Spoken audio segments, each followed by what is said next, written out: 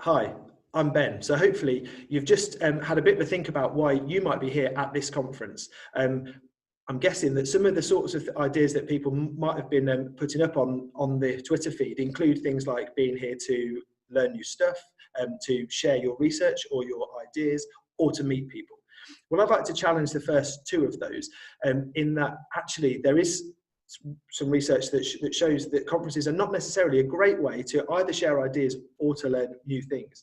You've probably put a lot of effort into a poster, a presentation, or something that you're here to kind of put out there. But the reality is most people at this conference aren't going to see it, and those who do probably aren't going to recall that much from it afterwards.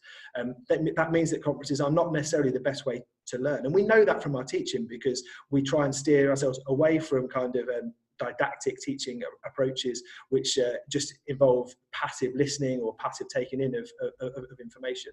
And again, there's some research that shows that active learning approaches at a conference are more likely to be effective, but that those things are quite hard to access for everyone at the conference. So you're much more likely to be able to be interactive in the sessions or in the informal kind of meetings and networks that you get into if you're a more experienced researcher.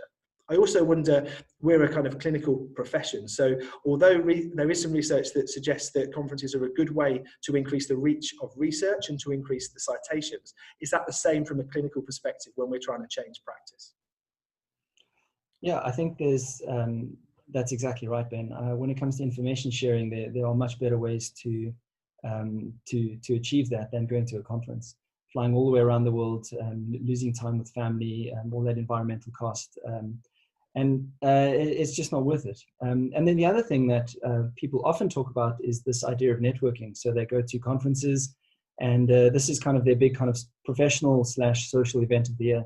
And, you know, like you said, this is something that is very useful to people who have an enormous amount of experience. And so they know how to navigate that kind of the social aspects of the conference where they're networking. But having said that, a conference is not, well, conferences as they kind of traditionally implemented are not really useful ways to achieve that networking. It's all very didactic. You go into a room, you sit down, you listen to someone talk for 10 minutes. If you're lucky, you get to ask them a question. Maybe there's 15 minutes over a tea break where you can have a conversation. So, you know, these are not really the best ways of achieving the networking effect that people talk about. So if you want conferences to be about information sharing, then, you know, maybe they achieve that, but I think we can definitely argue that there are much better ways to achieve information sharing at scale.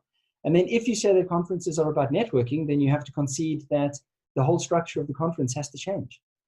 So I don't really see any huge benefit in the way that conferences are currently structured in order to achieve what people say they're there for. So, you know, those are some of our ideas around conferences. And I think if you could move on to the next section of the poster, then... well, then we're going to talk about some of the potential solutions that we're proposing for them.